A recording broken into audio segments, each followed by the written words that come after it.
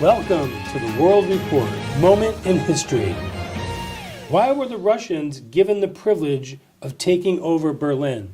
Now that's a very loaded question. No, but there is a true answer to this. If you recall the Battle of the Bulge, where it looked like the British and the Americans were going to end the war in France by Christmas 1944. Well, the Germans pulled a fast one. They attacked, and they broke through the British lines, and it looked like this war was going to be extended. They took a place called Bastogne, and only Patton, coming along with his way of leadership, which was great. If you don't like him, doesn't make any difference. This guy was one of the great field generals in our history, and he broke up the German hold on the bulge that they had been able to make into Belgium.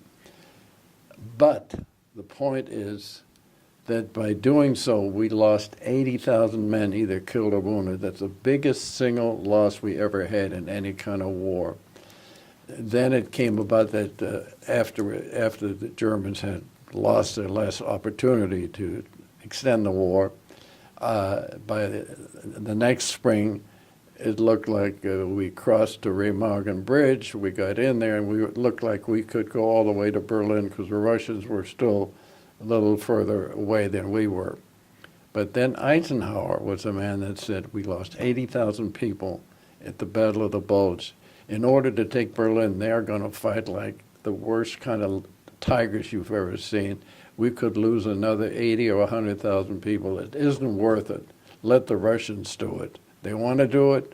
We can always go to the negotiating table afterwards. I do not want to lose any more of my soldiers, and we're not going to go to Berlin, period. He made that decision, and Eisenhower backed him up. And the Russians did it.